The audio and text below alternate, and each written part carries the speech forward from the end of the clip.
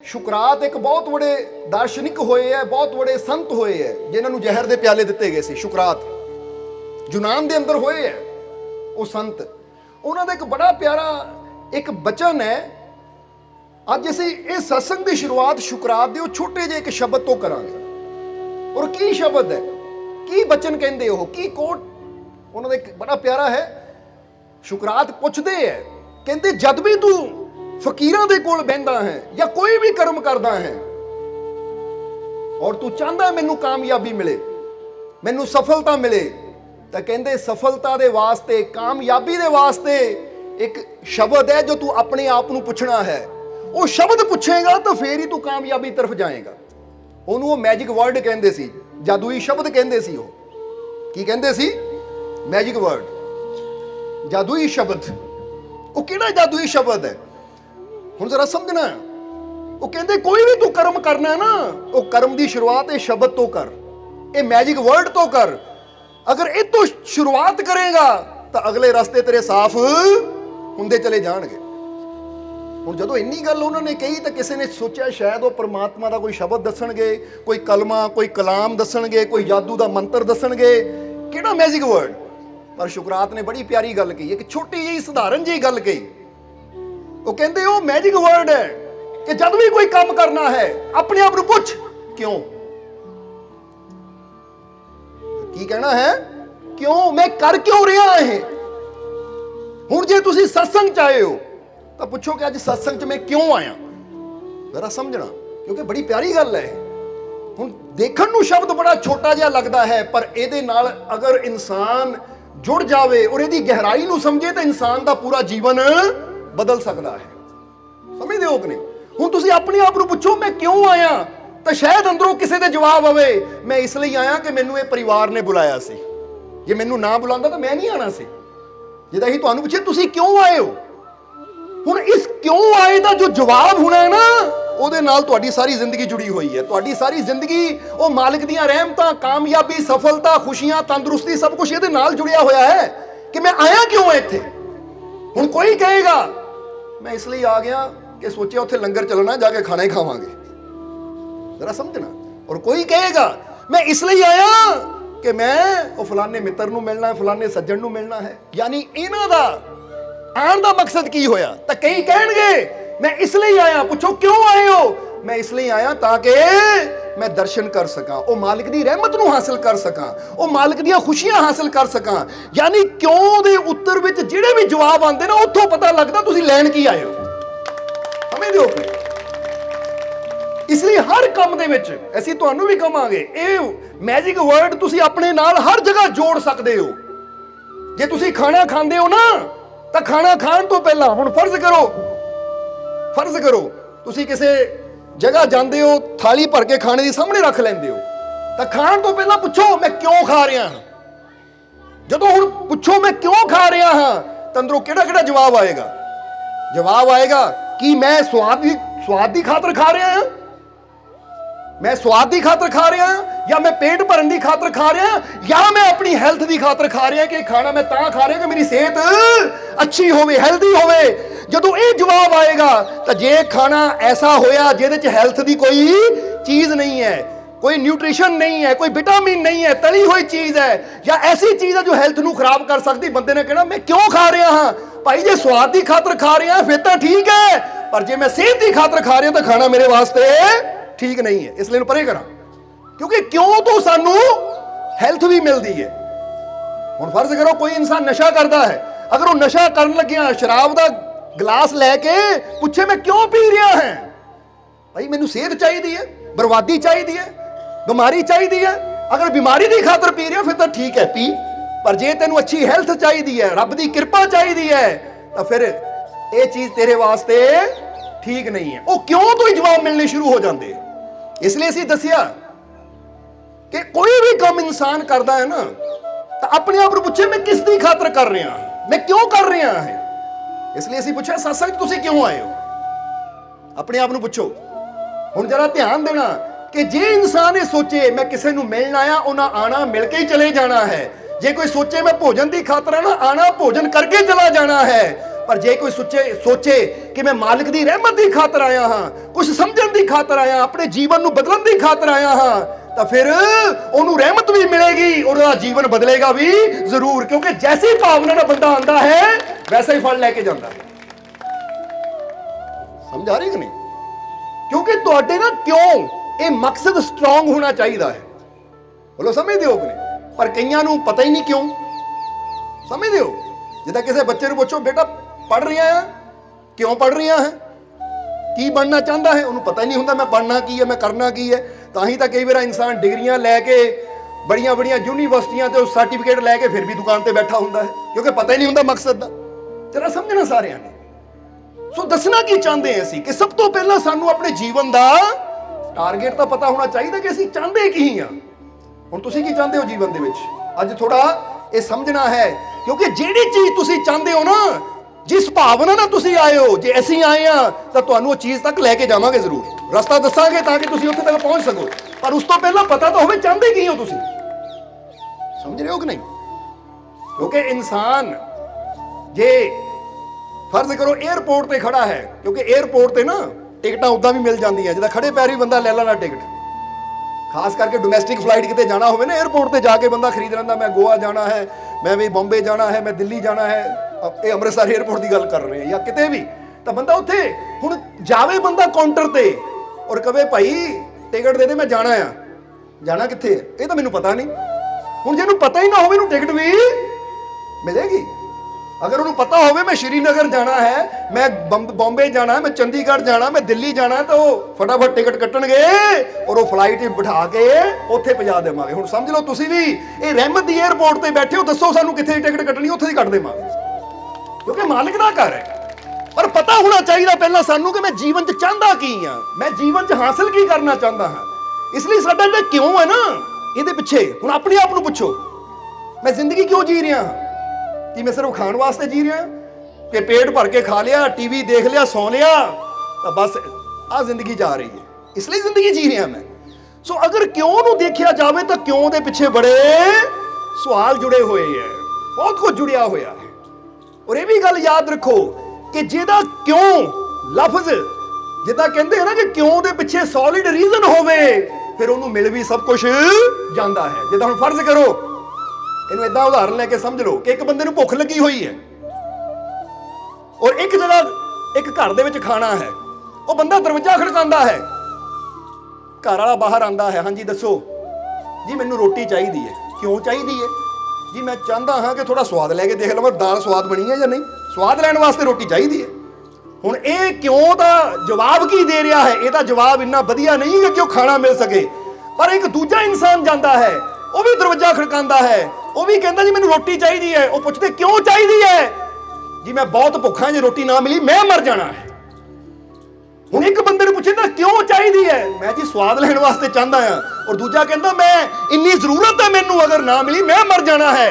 तो तुहानूं की लगदा घर दा मालिक रोटी किहनूं देगा? जिहड़ा स्वाद लैण दी खातर आया है, या जिहड़ा कहंदा है जे ना मिली तो मैं मर जाना है, मेरी जरूरत है। या इहनूं इदां समझ लो कि एक नौजवान मोटरसाइकिल ते जा रहे, अगे पुलिस का नाका लगा होया है, क्योंकि उदाहरण दे के समझाणियां पैंदियां, फिर थोड़ा गल समझ आ जाती है। हुण उदाहरण इसीलिए सानू देनियां पैंदियां ताकि गल साडे दिलो दिमाग 'च अच्छी तरह बैठ जावे। क्योंकि वैसे भी संत कबीर जी ने एक बड़ी प्यारी गल कही है। संत कबीर जी कहते हैं कि सतसंग है एक ऐसी गठड़ी, गठड़ी समझते हो ना, कि इदां दी गठड़ी है। की है वो गठड़ी दे अंदर? कबीर साहब दसदे सतसंग है एक ऐसी गठड़ी, जा में रतन अनमोल रे, कहे कबीर गर पाना चाहो कान हृदय के खोल रे।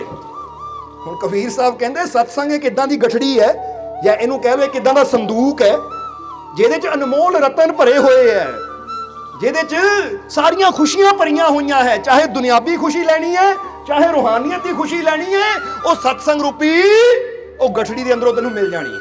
पर तेनू पता होना चाहिए मैं लेना की है, और उन्होंने लैण दा तरीका भी कबीर साहब दसदे है कि जे सतसंग दे विचों वो प्रभु की कृपा लेनी है, उसकी बख्शिश लेनी है, वो अनमोल रत्ना नू लैके जाना है, तो याद रख ये शरीरिक कन्ना नाल ना भी बह के सुनी, क्योंकि संतां दे सतसंग च बैठना तो दिल दे कन खोल के सुनी, यानी दिलों सुनी।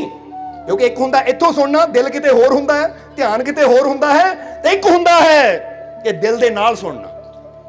ਔਰ ਜਦੋਂ ਇਨਸਾਨ ਦਿਲ ਨਾਲ ਸੁਣਦਾ ਹੈ ਤਾਂ ਫਿਰ ਯਾਦ ਰੱਖੋ ਕਿ ਜਿਹੜਾ ਦਿਲ ਦੇ ਨਾਲ ਸੁਣਦਾ ਹੈ ਤਾਂ ਦਿਲ ਹੀ ਤਾਂ ਪ੍ਰਮਾਤਮਾ ਦਾ ਘਰ ਹੈ, ਔਰ ਫਿਰ ਉਹਦਾ ਕਨੈਕਸ਼ਨ ਪ੍ਰਭੂ ਨਾਲ ਜੁੜਦਾ ਹੈ, ਔਰ ਜਿਹਦਾ ਕਨੈਕਸ਼ਨ ਪ੍ਰਭੂ ਨਾਲ ਜੁੜਦਾ ਹੈ ਉਹ ਤਾਂ ਫਿਰ ਭਰਪੂਰ ਹੋ ਜਾਂਦਾ ਹੈ। ਉੱਥੇ ਤਾਂ ਨਾਮੁਮਕਿਨ ਵੀ ਮੁਮਕਿਨ ਹੋ ਜਾਂਦਾ ਹੈ।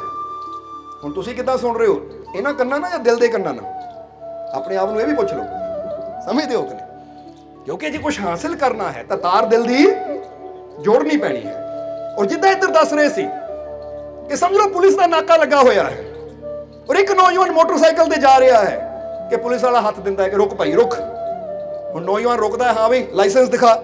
ਉਹ ਜੀ ਲਾਇਸੈਂਸ ਤਾਂ ਮੈਂ ਘਰ ਹੀ ਭੁੱਲ ਗਿਆ। ਤਾਂ ਪੁਲਿਸ ਵਾਲਾ ਪੁੱਛਦਾ ਕਿਉਂ ਭੁੱਲ ਗਿਆ ਘਰ, ਕਿਉਂ? ਜੀ ਜਲਦਬਾਜ਼ੀ 'ਚ ਭੁੱਲ ਗਿਆ, ਛੱਡ ਦਿਓ ਮੈਨੂੰ, ਚਲਾਨ ਨਾ ਕੱਟਿਓ, ਮਾਫ ਕਰ ਦਿਓ। ਹੁਣ ਇਹ ਇਨਸਾਨ ਜਿਹੜਾ ਕਹਿ ਰਿਹਾ ਜੀ ਜਲਦਬਾਜ਼ੀ 'ਚ ਘਰ ਭੁੱਲ ਗਿਆ, ਇਹਦਾ ਕਿਉਂ ਸੋਲਿਡ ਨਹੀਂ ਹੈ? ਸਮਝਦੇ ਹੋ ਕਿ ਨਹੀਂ? ਹੁਣ ਇਹ ਕਹਿ ਰਿਹਾ ਚਲਾਨ ਨਾ ਕੱਟਿਓ, ਤਾਂ ਤੁਹਾਨੂੰ ਕੀ ਲੱਗਦਾ ਹੈ ਚਲਾਨ ਕੱਟਿਆ ਹੋਏਗਾ ਕਿ ਨਹੀਂ? ਕੀ ਆਵਾਜ਼ ਆ ਰਹੀ ਤੁਹਾਡੀ? ਕੱਟ ਹੋਏਗਾ ਕਿ ਨਹੀਂ? ਇਹ ਭੁੱਲ ਗਿਆ, ਤੂੰ ਕਿਉਂ ਭੁੱਲ ਗਿਆ? ਹੁਣ ਇੱਕ ਦੂਜਾ ਨੌਜਵਾਨ ਹੈ, ਉਹ ਵੀ ਮੋਟਰਸਾਈਕਲ ਤੇ ਜਾ ਰਿਹਾ ਹੈ, ਔਰ ਉਹਨੂੰ ਵੀ ਪੁਲਿਸ ਵਾਲਾ ਰੋਕਦਾ ਹੈ, ਪੁੱਛਦਾ ਹੈ ਹਾਂ ਵੀ ਲਾਇਸੈਂਸ? ਉਹ ਕਹਿੰਦਾ ਜੀ ਘਰ ਭੁੱਲ ਗਿਆ। ਉਹ ਕਿਉਂ ਭੁੱਲ ਗਿਆ? ਜੀ ਮੇਰੀ ਮਾਂ ਬੜੀ ਬਿਮਾਰ ਹੈ, ਹਸਪੀਟਲ 'ਚ ਐਡਮਿਟ ਹੈ, ਹਾਲਤ ਬੜੀ ਸੀਰੀਅਸ ਹੈ, ਜਲਦਬਾਜ਼ੀ 'ਚ ਉਹਦੇ ਕੋਲ ਪਹੁੰਚਣਾ, ਇਸ ਕਰਕੇ ਮੈਂ ਲਾਇਸੈਂਸ ਭੁੱਲ ਗਿਆ। ਹੁਣ ਇਹਨੂੰ ਪੁਲਿਸ ਵਾਲਾ ਕੀ ਕਹੇਗਾ? ਬਹੁਤ ਚਾਂਸ ਹੈ, 99% ਚਾਂਸ ਹੈ ਕਿ ਉਹਨੂੰ ਕਹੇਗਾ ਹੈ ਤੇਰੀ ਮੰਮੀ ਬਿਮਾਰ ਹੈ, ਹਾਲਤ ਸੀਰੀਅਸ ਹੈ, ਜਾ ਬੇਟਾ ਵੀ ਇਦਾਂ ਦੀ ਹਾਲਤ ਵਿੱਚ ਬੰਦਾ ਸਭ ਕੁਝ ਭੁੱਲ ਸਕਦਾ, ਜਾ ਚਲਾ ਜਾ, ਕਿਉਂਕਿ ਰੀਜ਼ਨ ਸੋਲਿਡ ਹੈ। ਸਮਝ ਆ ਰਹੀ ਕਿ ਨਹੀਂ ਸਾਡੀ ਗੱਲ? ਹੁਣ ਇੱਕ ਬੰਦਾ ਆ ਕੇ ਤੁਹਾਨੂੰ ਕਹੇ ਜੀ ਮੈਨੂੰ 10,000 ਰੁਪਇਆ ਦਿਓ, ਤੁਸੀਂ ਕਹਿੰਦੇ ਕਿਉਂ ਚਾਹੀਦਾ ਹੈ? ਉਹ ਇਦਾਂ ਮੇਰੇ ਕੋਲ 10,000 ਪਹਿਲਾਂ, ਮੈਂ ਸੋਚਦਾ 10,000 ਤੇ ਕੋਲ ਲੈ ਕੇ ਮੇਰੇ ਕੋਲ 20,000 ਹੋ ਜਾਵੇ, ਤਾਂ ਤੁਸੀਂ ਦੇ ਦੇਣਾ ਉਹਨੂੰ, ਕਿਉਂਕਿ ਰੀਜ਼ਨ ਸੋਲਿਡ ਨਹੀਂ ਹੈ। ਪਰ ਇੱਕ ਬੰਦਾ ਆਂਦਾ ਹੈ ਜੀ ਮੈਨੂੰ 10,000 ਚਾਹੀਦਾ ਹੈ, ਕਿਉਂ ਚਾਹੀਦਾ ਹੈ? ਉਹ ਮੇਰੀ ਬੇਟੀ ਦੀ ਫੀਸ ਸਕੂਲ ਦੀ ਭਰਨ ਵਾਲੀ ਹੈ, ਸਮਝਦੇ ਹੋ ਕਿ ਨਹੀਂ? ਜਾਂ ਮੇਰੀ ਪਤਨੀ ਬੜੀ ਬਿਮਾਰ ਹੈ, ਉੱਥੇ ਹਸਪੀਟਲ 'ਚ ਬਿੱਲ ਭਰਨਾ ਹੈ, ਜਾਂ ਹੋਰ ਕੋਈ ਬੰਦਾ ਇਦਾਂ ਦਾ ਕੰਮ ਦੱਸ ਦਿੰਦਾ ਹੈ ਕਿ ਜਿਹੜਾ ਸੋਲਿਡ ਰੀਜ਼ਨ ਹੋਵੇ ਤਾਂ ਬੰਦਾ ਨਾ ਦੇਣਾ ਹੋਵੇ ਤਾਂ ਵੀ ਦੇਣਾ ਪੈਂਦਾ ਹੈ, ਕਿਉਂਕਿ ਕਿਉਂ ਦੇ ਪਿੱਛੇ ਜਵਾਬ ਜਿਹੜਾ ਸੋਲਿਡ ਹੈ। ਇਸ ਲਈ ਹਮੇਸ਼ਾ ਤੁਸੀਂ ਵੀ ਇੱਕ ਗੱਲ ਯਾਦ ਰੱਖੋ ਕਿ ਮੈਂ ਮਾਲਿਕ ਦੇ ਘਰ 'ਚ ਕਿਉਂ ਜਾ ਰਿਹਾ ਹਾਂ, ਮੈਂ ਸਤਸੰਗ ਵਿੱਚ ਕਿਉਂ ਜਾ ਰਿਹਾ, ਉੱਥੇ ਵੀ ਰੀਜ਼ਨ ਸਾਡਾ ਸੋਲਿਡ ਜਿਹਾ ਹੋਣਾ ਚਾਹੀਦਾ ਹੈ ਕਿ ਇੱਥੇ ਮੈਂ ਦੁਨੀਆ ਦੀ ਖਾਤਰ ਨਹੀਂ ਜਾ ਰਿਹਾ, ਸੰਸਾਰ ਦੀ ਖਾਤਰ ਨਹੀਂ ਜਾ ਰਿਹਾ, ਰਿਸ਼ਤੇਦਾਰਾਂ ਦੀ ਖਾਤਰ ਨਹੀਂ ਜਾ ਰਿਹਾ, ਆਪਣੇ ਮਾਲਿਕ ਦੀਆਂ ਰਹਿਮਤਾਂ ਦੀ ਖਾਤਰ ਜਾ ਰਿਹਾ ਹਾਂ। ਤਾਂ ਯਾਦ ਰੱਖੋ ਜੇ ਥਾਣੇਦਾਰ ਨੂੰ ਸੋਲਿਡ ਰੀਜ਼ਨ ਦੱਸਿਆ ਜਾਵੇ ਉਹ ਛੱਡ ਦਿੰਦਾ ਹੈ, ਤਾਂ ਜੇ ਕਿਸੇ ਰਿਸ਼ਤੇਦਾਰ ਨੂੰ ਸੋਲਿਡ ਰੀਜ਼ਨ ਦੱਸਿਆ ਜਾਵੇ ਉਹ ਪੈਸੇ ਦੀ ਮਦਦ ਕਰ ਦਿੰਦਾ ਹੈ, ਤਾਂ ਜੇ ਮਾਲਿਕ ਦੇ ਸਤਸੰਗ ਦੇ ਵਿੱਚ ਸੋਲਿਡ ਰੀਜ਼ਨ ਲੈ ਕੇ ਆਵਾਂਗੇ ਤਾਂ ਤੁਹਾਡੇ ਤੇ ਉਹਦੀਆਂ ਰਹਿਮਤਾਂ ਕਿਉਂ ਨਹੀਂ ਹੋਣਗੀਆਂ, ਝੋਲੀਆਂ ਕਿਉਂ ਨਹੀਂ ਖੁਸ਼ੀਆਂ ਨਾਲ ਭਰਨਗੀਆਂ? ਪਰ ਬਹੁਤ ਵਾਰ ਕੀ ਹੁੰਦਾ ਹੈ ਕਿ ਇਨਸਾਨ ਆਂਦਾ ਤਾਂ ਹੈ, ਉਹਨੂੰ ਪਤਾ ਹੀ ਨਹੀਂ ਹੁੰਦਾ ਮੈਂ ਆ ਕਿਉਂ ਰਿਹਾ, ਬੈਠਾ ਕਿਉਂ ਆ ਮੈਂ। ਇਸ ਲਈ ਇੱਥੇ ਹੁਣ ਤੁਹਾਨੂੰ ਇੱਕ ਰੀਜ਼ਨ ਦੇਣਾ ਚਾਹਾਂਗੇ ਕਿ ਜਦ ਵੀ ਤੁਸੀਂ ਸਤਸੰਗ ਦੇ ਵਿੱਚ ਬੈਠੋ, ਸਭ ਤੋਂ ਪਹਿਲੀ ਗੱਲ ਤਾਂ ਇਹ ਸੋਚ ਕੇ ਬੈਠੋ ਕਿ ਮੈਨੂੰ ਆਪਣੇ ਜੀਵਨ 'ਚ ਉਹ ਮਾਲਕ ਦੀਆਂ ਰਹਿਮਤਾਂ ਦੀ, ਉਹਦੀਆਂ ਬਖਸ਼ਿਸ਼ਾਂ ਦੀ ਬਹੁਤ ਜ਼ਿਆਦਾ ਜ਼ਰੂਰਤ ਹੈ, ਕਿਉਂਕਿ ਕਹਿੰਦੇ ਨਾ ਮਿਹਨਤ ਮੇਰੀ ਪਰ ਰਹਿਮਤ ਤੇਰੀ। ਜੇ ਤੇਰੀ ਰਹਿਮਤ ਨਾ ਹੋਵੇ ਤਾਂ ਮੈਂ ਲੱਖ ਮਿਹਨਤ ਕਰੀ ਜਾਵਾਂ, ਉਹ ਗੱਲ ਨਹੀਂ ਬਣਦੀ। ਪਰ ਜਦੋਂ ਤੇਰੀ ਰਹਿਮਤ ਦਾ ਧੱਕਾ ਲੱਗਦਾ ਹੈ ਤਾਂ ਬੜੀ ਤੋਂ ਬੜੀ ਚੜ੍ਹਾਈ ਵੀ ਗੱਡੀ ਆਸਾਨੀ ਨਾਲ ਚੜ੍ਹ ਜਾਂਦੀ ਹੈ, ਸਮਝਦੇ ਹੋ ਕਿ ਨਹੀਂ? ਇਸ ਲਈ ਜਦ ਵੀ ਆਓ, ਔਰ ਵੈਸੇ ਵੀ ਬੁੱਲੇ ਸ਼ਾਹ ਨੇ ਕਿਹਾ ਹੈ, ਹੁਣ ਜਰਾ ਗੌਰ ਕਰਨਾ, ਇੱਥੇ ਬੁੱਲੇ ਸ਼ਾਹ ਦਾ ਵੀ ਕਲਾਮ ਰੱਬ ਦੀਆਂ ਰਹਿਮਤਾਂ ਤੋਂ ਯਾਦ ਆ ਗਿਆ ਸਾਨੂੰ। ਬੁੱਲੇ ਸ਼ਾਹ ਕਹਿੰਦੇ ਜੇ ਪਾਣਾ ਰੱਬ ਦੀਆਂ ਰਹਿਮਤਾਂ ਨੂੰ, ਇੱਕ ਰਮਜ ਦੱਸਾਂ ਮੈਂ ਖਾਸ ਯਾਰਾ। ਉਹ ਕਹਿੰਦੇ ਐ ਯਾਰੋ, ਕਿਉਂਕਿ ਬੁੱਲੇ ਸ਼ਾਹ ਆਪਣੇ ਕਲਾਮਾਂ ਅੰਦਰ, ਆਪਣੇ ਸ਼ਬਦਾਂ ਅੰਦਰ ਬੜੇ ਅਲੱਗ-ਅਲੱਗ ਢੰਗ ਨਾਲ ਸਾਨੂੰ ਬੁਲਾਉਂਦੇ ਆ, ਕਦੀ ਯਾਰ ਕਹਿੰਦੇ ਆ, ਕਦੀ ਮਿੱਤਰ ਕਹਿੰਦੇ ਆ, ਸਮਝਦੇ ਹੋ ਕਿ ਨਹੀਂ? ਕਿਉਂਕਿ ਅਗਰ ਦੇਖਿਆ ਜਾਵੇ ਤਾਂ ਅਸੀਂ ਕਵਾਂਗੇ ਕਿ ਉਹ ਇਨਸਾਨ ਤਾਂ ਬੜਾ ਕਰਮਾਂ ਵਾਲਾ ਹੁੰਦਾ ਜਿਹਨੂੰ ਫਕੀਰ ਕਹਿ ਦੇਵੇ ਉਹ ਯਾਰ ਕੀ ਹਾਲ ਹੈ, ਕਿਉਂਕਿ ਜਿਹੜਾ ਫਕੀਰਾਂ ਨਾਲ ਯਾਰੀ ਲਾ ਲਾਵੇ, ਕਿਉਂਕਿ ਫਕੀਰਾਂ ਨਾਲ ਯਾਰੀ ਲੱਗਦੀ ਤਾਂ ਫੇਰ ਹੀ ਰੱਬ ਨਾਲ ਯਾਰੀ ਲੱਗਦੀ ਹੈ, ਸਮਝਦੇ ਹੋ ਕਿ ਨਹੀਂ? ਕਿਉਂਕਿ ਕਈ ਵਾਰ ਹੁੰਦਾ ਨਾ ਬੰਦਾ ਸਿੱਧਾ ਕਿਸੇ ਅਫਸਰ ਨੂੰ ਨਹੀਂ ਜਾਣਦਾ, ਪਰ ਉਹ ਅਫਸਰ ਦਾ ਕੋਈ ਪੱਕਾ ਦੋਸਤ ਹੋਵੇ, ਜਿਗਰੀ ਦੋਸਤ ਹੋਵੇ, ਉਹਦੇ ਨਾਲ ਯਾਰੀ ਲੱਗ ਜਾਂਦੀ ਤਾਂ ਅਫਸਰ ਨਾਲ ਆਪੇ ਯਾਰੀ ਲੱਗ ਜਾਂਦੀ ਹੈ ਕਿ ਲੈ ਬਈ ਇਹ ਮੇਰੇ ਜਿਗਰੀ ਯਾਰ ਦਾ ਯਾਰ ਹੈ ਤਾਂ ਮੇਰਾ ਵੀ ਯਾਰ ਹੈ, ਸਮਝਦੇ ਹੋ ਕਿ ਨਹੀਂ? ਇਸੇ ਤਰ੍ਹਾਂ ਦੀ ਤਾਂ ਗੱਲ ਹੁੰਦੀ ਹੈ। ਪਰ ਅੱਜ ਇਹੀ ਤਾਂ ਇੱਕ ਇਨਸਾਨ ਦੇ ਵਾਸਤੇ ਵਿਡੰਬਨਾ ਦੀ ਗੱਲ ਹੈ, ਜਾਂ ਕਹਿ ਲਓ ਕਿ ਇਹ ਗੱਲ ਹੈ ਕਿ ਦੁਨੀਆ ਨਾਲ ਤਾਂ ਬੰਦਾ ਯਾਰੀਆਂ ਲਾਂਦਾ ਫਿਰਦਾ, ਜਿਹਨਾਂ ਯਾਰੀ ਲਾਣੀ ਚਾਹੀਦੀ ਉਹਦੇ ਨਾਲ ਬੰਦਾ ਲਾਣ ਦੀ ਕਦੀ ਕੋਸ਼ਿਸ਼ ਨਹੀਂ ਕਰਦਾ। ਪਰ ਜਿਹੜਾ ਸਮਝਦਾਰ ਹੁੰਦਾ ਉਹ ਕਹਿੰਦਾ ਯਾਰੀ ਲਾਣੀ ਉੱਚੇ ਨਾਲ ਲਾਈਏ, ਤਾਂ ਹੀ ਕਹਿੰਦਾ ਨਾ ਮੈਂ ਨੀਵਾਂ ਮੇਰਾ ਮੁਰਸ਼ਿਦ ਉੱਚਾ। ਹੁਣ ਜ਼ਰਾ ਆਪ ਆਪਣੇ ਆਪ ਤੋਂ ਇੱਕ ਸਵਾਲ ਪੁੱਛੋ ਕਿ ਅਗਰ ਨੀਵੇਂ ਨਾਲ ਯਾਰੀ ਲਾਵਾਂਗੇ ਤਾਂ ਅਸੀਂ ਕਿੱਧਰ ਜਾਵਾਂਗੇ, ਤਾਂ ਜੇ ਉੱਚੇ ਨਾਲ ਲਾਵਾਂਗੇ ਤਾਂ ਫਿਰ ਕਿੱਧਰ ਜਾਵਾਂਗੇ ਅਸੀਂ। ਕਿਉਂਕਿ ਹਮੇਸ਼ਾ ਹੁੰਦਾ ਹੈ ਕਿ ਇਨਸਾਨ ਜਿਹਦੇ ਨਾਲ ਯਾਰੀ ਲਾਉਂਦਾ ਹੈ ਨਾ ਉਧਰ ਹੀ ਵੱਧਦਾ ਚਲਾ ਜਾਂਦਾ ਹੈ। ਕਿਉਂਕਿ ਜੇ ਉੱਚੇ ਨਾਲ ਲਾਵਾਂਗੇ ਤਾਂ ਉੱਚੇ ਯਾਰ ਨੇ ਸਾਨੂੰ ਵੀ ਉੱਚਾ ਕਰ ਦੇਣਾ ਹੈ, ਤਾਂ ਜੇ ਨੀਵਿਆਂ ਨਾਲ ਲਾਵਾਂਗੇ ਤਾਂ ਉਹਨੇ ਸਾਡੀ ਲੱਤ ਫੜ ਕੇ ਥੱਲੇ ਖਿੱਚਣਾ ਕਿ ਆ ਜਾ ਯਾਰ ਇੱਥੇ ਬੈਠ, ਕਿਉਂਕਿ ਅਸੀਂ ਇੱਥੇ ਤਾਂ ਤੂੰ ਉੱਪਰ ਬੈਠਾ ਥੱਲੇ ਆ। ਹੁਣ ਜ਼ਰਾ ਸੋਚ ਕੇ ਦੇਖੋ, ਤੁਸੀਂ ਇਹ ਕਿੱਦਾਂ ਦੀ ਬਿਲਡਿੰਗ ਤੇ ਖੜੇ ਹੋ ਜਿਹੜੀ ਬਿਲਡਿੰਗ 10 ਮੰਜ਼ਲਾ ਹੈ, ਯਾਨੀ ਇੱਕ ਇਮਾਰਤ ਹੈ 10 ਮੰਜ਼ਲਾ, ਔਰ ਉਹ ਇਮਾਰਤ ਦੇ ਗੱਬੇ ਤੁਸੀਂ 6ਵੀਂ ਮੰਜ਼ਲ ਤੇ ਖੜੇ ਹੋ। ਹੁਣ ਤੁਸੀਂ ਵੀ ਖੜੇ ਹੋ, ਇੱਕ ਤੁਹਾਡਾ ਹੋਰ ਦੋਸਤ ਹੈ ਉਹ ਵੀ ਖੜਾ ਹੈ, ਯਾਨੀ 2 ਬੰਦੇ 6ਵੀਂ ਮੰਜ਼ਲ ਤੇ ਖੜੇ ਹੈ। ਹੁਣ ਇੱਕ ਦੀ ਯਾਰੀ 3ਜੀ ਮੰਜ਼ਿਲ ਤੇ ਰਹਿਣ ਵਾਲੇ ਦੋਸਤਾਂ ਨਾਲ ਹੈ ਔਰ ਇੱਕ ਦੀ ਯਾਰੀ 10ਵੀਂ ਮੰਜ਼ਿਲ ਤੇ ਰਹਿਣ ਵਾਲੇ ਦੋਸਤਾਂ ਨਾਲ ਹੈ। ਹੁਣ ਜ਼ਰਾ ਗੌਰ ਕਰਨਾ, ਜਿਹਦੀ ਯਾਰੀ 3ਜੀ ਮੰਜ਼ਿਲ ਤੇ ਰਹਿਣ ਵਾਲੇ ਦੋਸਤਾਂ ਨਾਲ, ਉਹ 6ਵੀਂ ਮੰਜ਼ਿਲ ਤੇ ਖੜਾ ਹੈ, ਉਹ ਦੋਸਤ ਨੇ ਆਵਾਜ਼ ਦਿੱਤੀ ਆ ਜਾ ਆ ਜਾ ਬਹਿੰਦੇ ਆ, ਤਾਂ ਹੁਣ ਜਿਹੜਾ 6ਵੀਂ ਮੰਜ਼ਿਲ ਤੇ ਉਹਨੂੰ ਕਿੱਥੇ ਜਾਣਾ ਪੈਣਾ ਹੈ, ਉੱਤਰ ਕੇ 3ਜੀ ਤੇ ਜਾਣਾ ਪੈਣਾ ਹੈ। ਤਾਂ ਜਿਹੜੀ ਯਾਰੀ 10ਵੀਂ ਮੰਜ਼ਿਲ ਵਾਲੇ ਨਾਲ ਹੋਵੇ ਉਹਨੇ ਕਹਿਣਾ ਆ ਜਾ ਭਾਈ ਆ ਜਾ ਆ ਜਾ ਬਹਿੰਦੇ, ਇੱਥੋਂ ਨਜ਼ਾਰਾ ਬਹੁਤ ਸੋਹਣਾ ਦਿਖਦਾ ਹੈ, ਤਾਂ ਉਹਨੇ 3ਜੀ ਤੋਂ ਚੌਥੀ ਤੋਂ 5ਵੀਂ 6ਵੀਂ ਮੰਜ਼ਿਲ ਦੇ ਟੌਪ ਤੇ ਜਾ ਕੇ ਬਹਿ ਜਾਣਾ, ਕਹਿੰਦਾ ਲੈ ਵੀ ਆ ਗਏ। ਸੋ ਇੱਥੋਂ ਪਤਾ ਲੱਗਦਾ ਕਿ ਜਿਨ੍ਹਾਂ ਨਾਲ ਯਾਰੀ ਹੁੰਦੀ ਹੈ ਇਨਸਾਨ ਉਹਨਾਂ ਕੋਲ ਹੀ ਬਹਿੰਦਾ ਹੈ, ਤਾਂ ਉਹਨਾਂ ਦੀਆਂ ਆਦਤਾਂ ਹੀ ਬੰਦਾ ਹਮੇਸ਼ਾ ਅਪਣਾਉਂਦਾ ਹੈ। ਜੇ ਯਾਰੀ ਚੰਗਿਆਂ ਨਾਲ ਲਾਵਾਂਗੇ, ਰੱਬ ਦੇ ਫਕੀਰਾਂ ਨਾਲ, ਰੱਬ ਦੇ ਯਾਰਾਂ ਨਾਲ ਲਾਵਾਂਗੇ, ਅੱਛਿਆਂ ਨਾਲ ਲਾਵਾਂਗੇ, ਤਾਂ ਸਾਡੇ ਜੀਵਨ 'ਚ ਅੱਛਾਈ ਆਪਣੇ ਆਪ ਹੀ ਆਂਦੀ ਚਲੀ ਜਾਏਗੀ। ਬੋਲੋ ਸਮਝਦੇ ਹੋ ਕਿ ਨਹੀਂ? ਕਿਉਂਕਿ ਕਿਸੇ ਨੇ ਹਜ਼ੂਰ ਮੁਹੰਮਦ ਸਾਹਿਬ ਤੋਂ ਪੁੱਛਿਆ ਸੀ ਕਿ ਹਜ਼ੂਰ ਉਹ ਰੱਬ ਨੂੰ, ਉਹ ਖੁਦਾ ਨੂੰ ਸਭ ਤੋਂ ਪਿਆਰਾ ਕੌਣ ਹੈ ਔਰ ਇਹ ਦੁਨੀਆ ਤੇ ਸਭ ਤੋਂ ਬਿਹਤਰ ਇਨਸਾਨ ਕੌਣ ਹੈ? ਤਾਂ ਉਸਲੇ ਹਜ਼ੂਰ ਨੇ ਕਿਹਾ ਕਿ ਕੁਰਾਨ ਦੇ ਅੰਦਰ ਇੱਕ ਆਇਤ ਆਈ ਹੈ ਜਿਹਦੇ 'ਚ ਰੱਬ ਦੱਸਦਾ ਹੈ ਕਿ ਸਭ ਤੋਂ ਬਿਹਤਰ ਕੌਣ ਹੈ ਔਰ ਮੈਨੂੰ ਸਭ ਤੋਂ ਜ਼ਿਆਦਾ ਪਿਆਰਾ ਕੌਣ ਹੈ। ਉਹ ਕਹਿੰਦੇ ਉਸ ਆਇਤ ਦਾ ਅਸੀਂ ਤਰਜਮਾ ਦੱਸਣ ਲੱਗੇ ਹਿੰਦੀ 'ਚ ਕਿ ਉਹ ਹਜ਼ੂਰ ਕਹਿੰਦੇ ਆ ਕਿ ਉਸ ਆਇਤ ਅੰਦਰ ਰੱਬ ਨੇ ਕਿਹਾ ਹੈ ਕਿ ਮੈਂ ਉਹਨਾਂ ਨਾਲ ਪਿਆਰ ਕਰਦਾ ਹਾਂ ਔਰ ਉਹ ਸਭ ਤੋਂ ਜ਼ਿਆਦਾ ਬਿਹਤਰ ਹੈ ਜੋ ਪਰਹੇਜ਼ਗਾਰ ਹੈ। ਪਰਹੇਜ਼ਗਾਰ ਪਤਾ ਕਿਹਨੂੰ ਕਹਿੰਦੇ ਆ? ਸਮਝਣਾ ਜ਼ਰਾ ਸਾਰਿਆਂ ਨੇ। ਪਰਹੇਜ਼ਗਾਰ ਉਹਨੂੰ ਕਿਹਾ ਜਾਂਦਾ ਹੈ ਕਿ ਜੋ ਹਰ ਤਰ੍ਹਾਂ ਦੀ ਬੁਰਾਈ ਤੋਂ ਪਰਹੇਜ਼ ਕਰਦਾ ਹੈ, ਕਿ ਇਹ ਕੰਮ ਬੁਰਾ ਹੈ ਇਹ ਨਹੀਂ ਮੈਂ ਕਰਨਾ, ਕਿਸੇ ਨੂੰ ਗਾਲੀ ਦੇਣੀ ਬੁਰੀ ਹੈ ਮੈਂ ਪਰਹੇਜ਼ ਕਰਦਾ, ਮੈਂ ਗਾਲੀ ਨਹੀਂ ਦੇ ਸਕਦਾ, ਕਿਸੇ ਦੀ ਨਿੰਦਿਆ ਕਰਨੀ ਬੁਰੀ ਹੈ ਮੈਂ ਨਿੰਦਿਆ ਨਹੀਂ ਕਰ ਸਕਦਾ। ਹੁਣ ਜ਼ਰਾ ਸੋਚੋ, ਇੱਕ ਪਾਸੇ ਇਨਸਾਨ ਭਗਤੀ ਕਰੀ ਜਾਵੇ, ਬੰਦਗੀ ਕਰੀ ਜਾਵੇ, ਇਬਾਦਤ ਕਰੀ ਜਾਵੇ, ਨਮਾਜ਼ਾਂ ਪੜ੍ਹੀ ਜਾਵੇ, ਪਰ ਨਿੰਦਿਆ ਕਰੇ, ਨਿੰਦਿਆ ਤੋਂ ਪਰਹੇਜ਼ ਨਾ ਕਰੇ, ਚੁਗਲੀ ਤੋਂ ਪਰਹੇਜ਼ ਨਾ ਕਰੇ, ਬੁਰੇ ਤੋਂ ਪਰਹੇਜ਼ ਨਾ ਕਰੇ, ਮਾੜੇ ਕੰਮਾਂ ਤੋਂ ਪਰਹੇਜ਼ ਨਾ ਕਰੇ, ਤਾਂ ਫੇ ਉਹ ਰੱਬ ਕਹਿੰਦਾ ਇਦਾਂ ਦੀਆਂ ਦੀ ਬੰਦਗੀ ਮੈਨੂੰ ਕਬੂਲ ਨਹੀਂ ਹੁੰਦੀ। ਮੈਨੂੰ ਉਹ ਪਿਆਰਾ ਹੈ ਜੋ ਬੁਰਾਈਆਂ ਤੋਂ ਪਰਹੇਜ਼ ਕਰਦਾ ਹੈ। ਜੇ ਤੁਹਾਡੇ ਮੂਹਰੇ ਕੋਈ ਚੀਜ਼ ਆਂਦੀ ਹੈ ਨਾ, ਤੁਹਾਨੂੰ ਪਤਾ ਹੈ ਇਹ ਉਹ ਚੀਜ਼ ਹੈ ਜੋ ਮੇਰੇ ਰੱਬ ਨੂੰ ਪਿਆਰੀ ਨਹੀਂ ਹੈ, ਮੇਰੇ ਰੱਬ ਨੂੰ ਪਸੰਦ ਨਹੀਂ ਹੈ, ਜਾਂ ਮੇਰੇ ਜੀਵਨ ਵਾਸਤੇ ਅੱਛੀ ਨਹੀਂ ਹੈ, ਉਹ ਚਾਹੇ ਲੱਖ ਕੋਈ ਤੁਹਾਨੂੰ ਕਵੇ ਇਸਤੇਮਾਲ ਕਰ ਲੈ, ਇਹ ਇਸਤੇਮਾਲ ਕਰ ਲੈ, ਵਰਤ ਲੈ, ਇਹਨੂੰ ਖਾ ਲੈ ਜਾਂ ਪੀ ਲੈ ਜਾਂ ਪਾ ਲੈ, ਉਹ ਕਹਿੰਦਾ ਨਹੀਂ ਬਈ ਇਹ ਉਹ ਚੀਜ਼ ਹੈ ਜੋ ਮੈਨੂੰ ਮੇਰੇ ਮਾਲਕ ਦੀ ਰਹਿਮਤ ਤੋਂ ਦੂਰ ਕਰਨ ਵਾਲੀ ਹੈ, ਇਸ ਲਈ ਮੈਂ ਇਹਦੇ ਨੇੜੇ ਨਹੀਂ ਜਾ ਸਕਦਾ। ਇਹਨੂੰ ਕਹਿੰਦੇ ਪਰਹੇਜ਼ ਕਰਨਾ। ਸਮਝਦੇ ਹੋ ਕਿ ਨਹੀਂ? ਇਸ ਕਰਕੇ ਇਹ ਰੱਬ ਦਾ ਫਰਮਾਨ ਹੈ ਕਿ ਸਭ ਤੋਂ ਬਿਹਤਰ ਉਹ ਹੈ। ਹੁਣ ਤੁਸੀਂ ਵੀ ਜ਼ਰਾ ਸੋਚੋ ਕਿ ਮੈਂ ਪਰਹੇਜ਼ ਕਰਦਾ ਕਿ ਜਦੋਂ ਮੈਨੂੰ ਮੌਕਾ ਮਿਲੇ ਕਿਸੇ ਦੀ ਨਿੰਦਿਆ ਕਰਨ ਦਾ, ਪਰ ਮੈਂ ਉਹ ਨਿੰਦਿਆ ਨਹੀਂ ਕਰਦਾ, ਇਹਨੂੰ ਕਹਿੰਦੇ ਪਰਹੇਜ਼ਗਾਰ। ਮੌਕਾ ਤਾਂ ਸੀ ਪਰ ਨਹੀਂ ਕੀਤੀ। ਮੇਰੇ ਕੋ ਅਵਸਰ ਸੀ ਕ੍ਰੋਧ ਕਰਨ ਦਾ, ਦੂਜੇ ਨੂੰ ਗਾਲੀ ਦੇਣ ਦਾ, ਪਰ ਮੈਂ ਗਾਲੀ ਨਹੀਂ ਦਿੱਤੀ, ਕ੍ਰੋਧ ਨਹੀਂ ਕੀਤਾ, ਇਹ ਸੋਚ ਕੇ ਕਿ ਗਾਲੀ ਦੇਣਾ, ਕ੍ਰੋਧ ਦੇਣਾ ਉਹ ਮੇਰੇ ਰੱਬ ਨੂੰ ਪਸੰਦ ਨਹੀਂ ਹੈ, ਮੇਰੇ ਮਾਲਿਕ ਨੂੰ ਪਸੰਦ ਨਹੀਂ ਹੈ, ਇਸ ਲਈ ਮੈਂ ਪਰਹੇਜ਼ ਕੀਤਾ। ਰੱਬ ਕਹਿੰਦਾ ਜਿਹੜਾ ਮੇਰੀ ਖਾਤਰ ਬੁਰਾਈਆਂ ਨੂੰ ਛੱਡਦਾ ਹੈ, ਮਾੜੇ ਕਰਮਾਂ ਨੂੰ ਛੱਡਦਾ ਹੈ, ਉਹ ਹੈ ਮੇਰਾ ਸਭ ਤੋਂ ਜ਼ਿਆਦਾ ਪਿਆਰਾ। ਮੈਂ ਉਹਨੂੰ ਸਭ ਤੋਂ ਜ਼ਿਆਦਾ ਪਿਆਰ ਕਰਦਾ, ਮੈਂ ਉਹਦੇ ਨਾਲ ਸਭ ਤੋਂ ਜ਼ਿਆਦਾ ਮੁਹੱਬਤ ਕਰਦਾ, ਔਰ ਮੇਰੀਆਂ ਨਜ਼ਰਾਂ 'ਚ ਸਭ ਤੋਂ ਬਿਹਤਰ ਉਹ ਹੈ। ਹੁਣ ਰੱਬ ਦੀਆਂ ਨਜ਼ਰਾਂ 'ਚ ਬਿਹਤਰ ਉਹ ਹੈ ਜੋ ਬੁਰਾਈਆਂ ਤੋਂ ਬਚਦਾ ਹੈ। ਤਾਂ ਜੇ ਇਨਸਾਨ ਦੀਆਂ ਨਜ਼ਰਾਂ 'ਚ ਬਿਹਤਰ ਦਿਖਿਆ ਜਾਵੇ ਕਿ ਭਾਈ ਬਿਹਤਰ ਕੌਣ ਹੈ ਤੁਹਾਡੀਆਂ ਨਜ਼ਰਾਂ 'ਚ, ਤਾਂ ਬੰਦਾ ਕਹਿੰਦਾ ਮੇਰੀਆਂ ਨਜ਼ਰਾਂ 'ਚ ਬਿਹਤਰ ਉਹ ਹੈ ਜਿਹੜਾ ਚੰਗਾ ਕੱਪੜਾ ਪਾਇਆ ਹੋਵੇ, ਜਿਹਦਾ ਚੰਗਾ ਘਰ ਹੋਵੇ, ਜੇ ਕੋਈ ਚੰਗੀ ਗੱਡੀ ਹੋਵੇ, ਚੰਗਾ ਪੈਸਾ ਹੋਵੇ। ਅੱਜ ਇਨਸਾਨ ਉਹਨਾਂ ਨੂੰ ਬਿਹਤਰ ਕਹਿੰਦਾ ਹੈ ਜਿਨ੍ਹਾਂ ਕੋਲ ਪਦਾਰਥ ਹੈ, ਪਰ ਰੱਬ ਉਹਨਾਂ ਨੂੰ ਬਿਹਤਰ ਕਹਿੰਦਾ ਹੈ ਜਿਨ੍ਹਾਂ ਕੋਲ ਅੱਛੀ ਕਰਨੀ ਹੈ, ਜਿਨ੍ਹਾਂ ਦੀ ਸੋਚ ਅੱਛੀ ਹੈ। ਔਰ ਇਹ ਗੱਲ ਤੁਹਾਨੂੰ ਵੀ ਕਹਾਂਗੇ ਅਸੀਂ। ਅੱਜ ਜੇ ਬੰਦਾ ਕਵੇ ਨਾ ਕਿ ਦੁਨੀਆ ਤੇ ਬੁਰਾਈ ਜ਼ਿਆਦਾ ਕਿਉਂ ਹੈ, ਬੁਰਾਈ ਜ਼ਿਆਦਾ ਕਿਉਂ ਹੈ, ਤਾਂ ਉਹਦਾ ਇੱਕ ਕਾਰਨ ਹੈ ਬੁਰਾਈ ਜ਼ਿਆਦਾ ਹੋਣ ਦਾ। ਦੱਸੀਏ ਕਾਰਨ ਕੀ ਹੈ? ਅੱਜ ਬੁਰਾਈ ਜ਼ਿਆਦਾ ਹੋਣ ਦਾ ਕਾਰਨ ਇੱਕੋ ਹੀ ਹੈ ਕਿ ਪਹਿਲਾ ਸਮਾਂ ਸੀ ਕਿ ਪਹਿਲੇ ਸਮੇਂ ਦੇ ਅੰਦਰ ਚਾਹੇ ਕੋਈ ਟੀਚਰ ਹੁੰਦਾ ਸੀ, ਚਾਹੇ ਕੋਈ ਕਿਸੇ ਤਰ੍ਹਾਂ ਦਾ ਵੀ ਕਿਸੇ ਵੀ ਕੰਮ 'ਚ ਹੁੰਦਾ ਸੀ, ਤਾਂ ਉਹਨਾਂ ਕੋਲ ਇਮਾਨਦਾਰੀ ਹੁੰਦੀ ਸੀ। ਸਮਝਦੇ ਹੋ ਕਿ ਨਹੀਂ? ਉਹਨਾਂ ਕੋਲ ਪ੍ਰੇਮ ਹੁੰਦਾ ਸੀ, ਉਹਨਾਂ ਕੋਲ ਸੱਚਾਈ ਹੁੰਦੀ ਸੀ। ਔਰ ਪਹਿਲੇ ਸਮੇਂ 'ਚ ਜਰਾ ਧਿਆਨ ਦੇਣਾ, ਜਦੋਂ ਕੋਈ ਆਂਦਾ ਸੀ ਨਾ ਸੱਚਾ ਬੰਦਾ, ਤਾਂ ਲੋਕ ਖੜੇ ਹੋ ਜਾਂਦੇ ਸੀ, ਭਾਈ ਇਹ ਸੱਚਾ ਬੰਦਾ ਆਇਆ ਹੈ, ਇਮਾਨਦਾਰ ਬੰਦਾ, ਇਹਦੀ ਇੱਜ਼ਤ ਕਰੋ, ਸਤਿਕਾਰ ਕਰੋ, ਇਹਨੂੰ ਬਿਠਾਓ। ਸਮਝਦੇ ਹੋ ਕਿ ਨਹੀਂ? ਪਰ ਅੱਜ ਕੀ ਹੋ ਰਿਹਾ ਹੈ?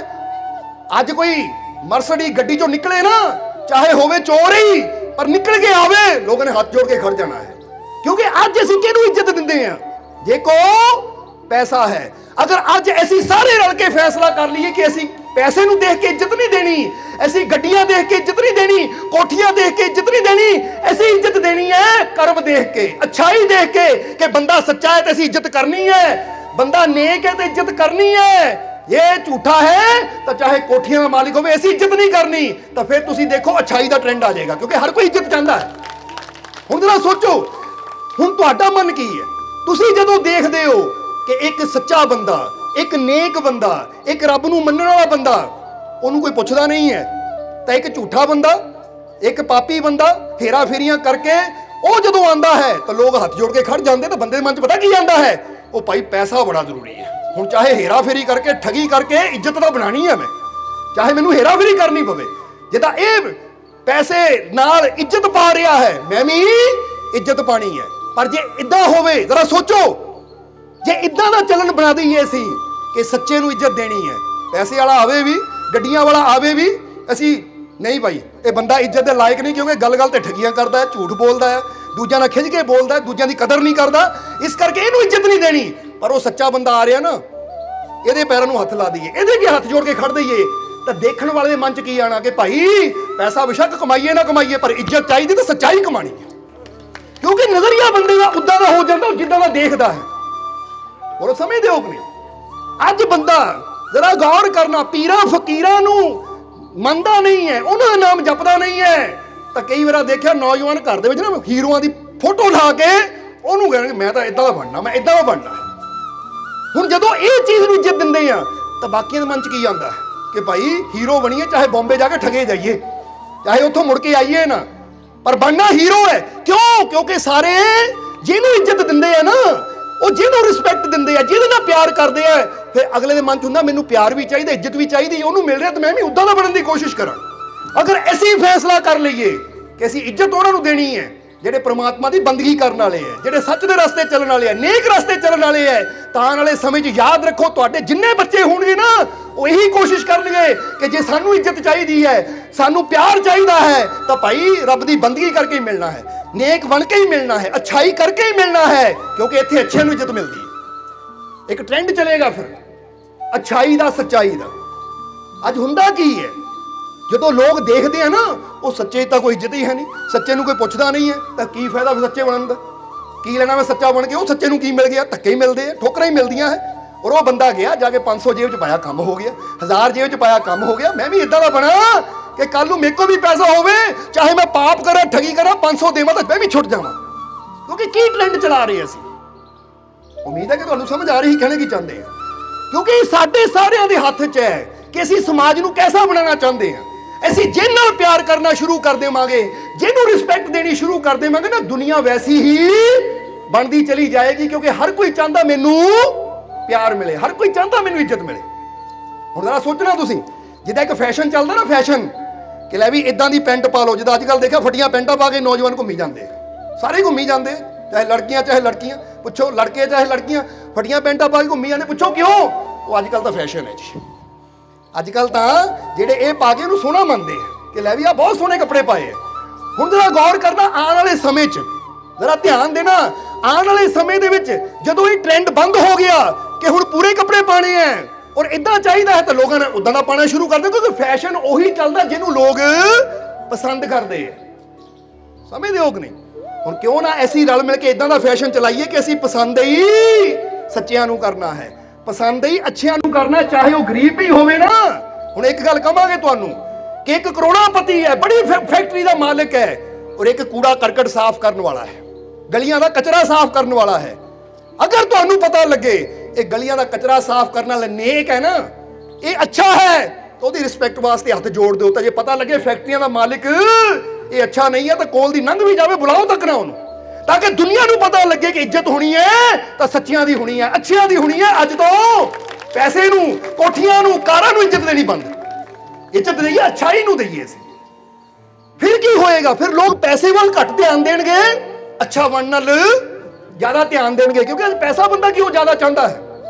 ਨਹੀਂ ਤਾਂ ਅਸੀਂ ਇੱਕ ਗੱਲ ਕਹਾਂਗੇ ਤੁਹਾਨੂੰ, ਅੱਜ ਜੋ ਜ਼ਿੰਦਗੀ ਤੁਸੀਂ ਜੀ ਰਹੇ ਹੋ ਨਾ, ਇਹ ਰਾਜਿਆਂ ਮਹਾਰਾਜਿਆਂ ਬਾਦਸ਼ਾਹਾਂ ਨਾਲੋਂ ਵੀ ਚੰਗੀ ਜ਼ਿੰਦਗੀ ਜੀ ਰਹੇ ਹੋ ਤੁਸੀਂ।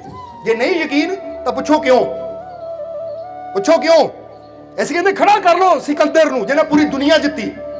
ਜੋ ਤੁਹਾਡੇ ਕੋਲ ਹੈ ਉਹ ਸਿਕੰਦਰ ਕੋਲ ਵੀ ਹੈ ਨਹੀਂ ਸੀ। ਸਿਕੰਦਰ ਕੋਲ ਸੀਗਾ ਟੱਚ ਮੋਬਾਈਲ, ਜਿਹੜਾ ਤੁਹਾਡੀ ਜੇਬ 'ਚ, ਬੱਚੇ ਦੀ ਜੇਬ 'ਚ ਹੈ ਕਿ ਮਾਰਿਆ ਕਰੋ, ਗਾਣਾ ਸੁਣ ਲਓ, ਫੋਟੋ ਖਿੱਚ ਲਓ। ਸਿਕੰਦਰ ਕੋਲ ਸੀਗਾ ਇਹ। ਹੁਣ ਸਿਕੰਦਰ ਨੇ ਜੇ ਹੁਸ਼ਿਆਰਪੁਰ ਤੋਂ ਜਲੰਧਰ ਤੋਂ ਦਿੱਲੀ ਨੂੰ ਜਾਣਾ ਹੋਵੇ ਨਾ ਘੋੜੇ ਤੇ ਬਹਿ ਕੇ, ਤਾਂ ਉਹਨੂੰ ਸ਼ਾਇਦ ਪੂਰਾ 1.5-2 ਦਿਨ ਲੱਗ ਜਾਣ। ਤਾਂ ਤੁਸੀਂ 8 ਘੰਟਿਆਂ ਦੀ ਗੱਡੀ 'ਚ ਸਲਫ ਦਿੱਤੀ, ਰੇਸ ਦਿੱਤੀ, ਪਹੁੰਚ ਗਏ।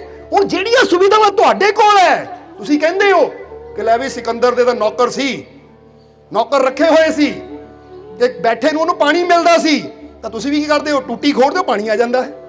ਤੁਹਾਨੂੰ ਲੈਣ ਜਾਣਾ ਪੈਂਦਾ ਖੂਹ ਤੇ, ਨਦੀ ਤੇ। ਯਾਨੀ ਅੱਜ ਤੁਸੀਂ ਅਗਰ ਆਪਣੀ ਜ਼ਿੰਦਗੀ ਨੂੰ ਦੇਖੋ ਤਾਂ ਰਾਜਿਆਂ ਬਾਦਸ਼ਾਹਾਂ ਨਾਲੋਂ ਵੀ ਚੰਗੀ ਜ਼ਿੰਦਗੀ ਅੱਜ ਤੁਹਾਡੀ ਹੈ। ਉਹ ਸੁਵਿਧਾਵਾਂ ਤੁਹਾਡੇ ਕੋਲ ਹੈ ਜਿਹੜੀਆਂ ਅੱਜ ਤੋਂ ਪਹਿਲਾਂ ਅਕਬਰ ਵਰਗੇ, ਸਿਕੰਦਰ ਵਰਗੇ ਜਾਂ ਹੋਰ ਬੜੇ ਤੋਂ ਬੜੇ ਬਾਦਸ਼ਾਹਾਂ ਦੇ ਕੋਲ ਵੀ ਨਹੀਂ ਸੀ। ਪਰ ਫਿਰ ਵੀ ਬੰਦਾ ਕਹਿੰਦਾ ਰੱਬਾ ਮੈਨੂੰ ਦਿੱਤਾ ਕੀ ਹੈ ਤੂੰ? ਉਹ ਇੰਨਾ ਕੁਝ ਰੱਬ ਦੇਈ ਜਾ ਰਿਹਾ, ਰਾਜਿਆਂ ਮਹਾਰਾਜਿਆਂ ਨਾਲੋਂ ਚੰਗੀ ਜ਼ਿੰਦਗੀ ਦੇ ਰਿਹਾ ਤੁਹਾਨੂੰ। ਹੁਣ ਜ਼ਰਾ ਸੋਚੋ, ਤੁਸੀਂ ਕਿਸੇ ਨੂੰ ਮੈਸੇਜ ਦੇਣਾ ਹੋਵੇ, ਹੁਣ ਸਿਕੰਦਰ ਨੇ ਭੇਜਣਾ ਹੋਵੇ, ਅਕਬਰ ਨੇ ਭੇਜਣਾ ਹੋਵੇ, ਇੱਕ ਕਬੂਤਰ ਨੂੰ ਭੇਜੇਗਾ ਜਿਹਨੂੰ ਕਈ ਦਿਨ ਲੱਗਣਗੇ, ਤਾਂ ਤੁਸੀਂ ਐਂ ਇੱਕ ਬਟਨ ਦਬਾਇਆ, WhatsApp ਤੇ ਪਹੁੰਚ ਗਿਆ। ਉਹ ਨਾਲੇ ਮੈਸੇਜ ਵੀ ਕੀ ਕਰਨਾ, ਵੀਡੀਓ ਕਾਲ ਹੀ ਕਰ ਲੈਂਦੇ ਹੋ। ਲਾ ਬਈ ਹਾਉ ਕੀ ਹਾਲ ਹੈ, ਠੀਕ ਹੈ। ਇਹ ਸੁਵਿਧਾ ਹੈ ਕਿ ਨਹੀਂ? ਰਾਜਿਆਂ ਮਹਾਰਾਜਿਆਂ ਕੋਲ ਸੁਵਿਧਾ ਸੀਗੀ ਇਹ? ਜ਼ਰਾ ਸੋਚੋ, ਨਹੀਂ ਸੀ ਸੁਵਿਧਾ। ਫਿਰ ਤੁਸੀਂ ਜੇ ਆਪਣੇ ਆਪ ਨੂੰ ਸੋਚੋ ਕਿ ਮੈਨੂੰ ਮੇਰੇ ਮਾਲਕ ਨੇ ਕੀ ਕੁਝ ਦਿੱਤਾ ਹੈ, ਉਹ ਮੈਂ ਤਾਂ ਅੱਜ, ਜੇ ਬੇਸ਼ੱਕ ਮੇਰਾ ਘਰ ਛੋਟਾ ਹੈ, ਬੇਸ਼ੱਕ ਮੇਰੀ ਗੱਡੀ ਛੋਟੀ ਹੈ, ਪਰ ਜਿਹੜੀ ਜ਼ਿੰਦਗੀ ਮੈਂ ਜੀ ਰਿਹਾ ਨਾ, ਇਹ ਬਾਦਸ਼ਾਹ ਨਾਲੋਂ ਚੰਗੀ ਜੀ ਰਿਹਾ ਮੈਂ। ਕਿਉਂ ਆਪਣੇ ਆਪ ਨੂੰ ਮਾੜਾ ਸਮਝਾਂ? ਕਿਉਂ ਆਪਣੇ ਆਪ ਨੂੰ ਡੋਮੀਨੇਟ ਕਰਾਂ?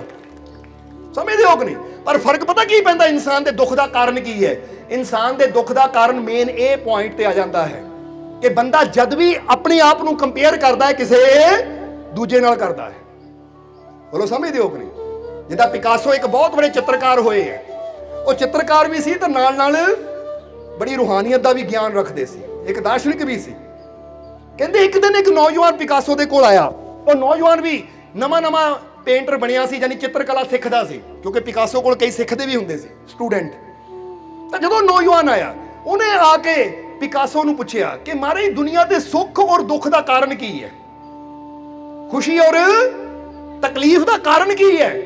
ਤਾਂ ਪਿਕਾਸੋ ਕਹਿੰਦੇ ਏਦਾਂ ਕਰ ਬੇਟਾ, ਜਾਂ ਅੱਜ ਰਾਤ ਨੂੰ ਆਪਣੇ ਵੱਲੋਂ ਜਿੰਨੀ ਅੱਛੀ ਪੇਂਟਿੰਗ ਬਣਾ ਸਕਦਾ ਬਣਾ ਕੇ ਲਿਆ, ਕੱਲ ਨੂੰ ਮੇਰੇ ਕੋਲ ਲੈ ਕੇ ਆ, ਫਿਰ ਤੈਨੂੰ ਜਵਾਬ ਦਊਂ।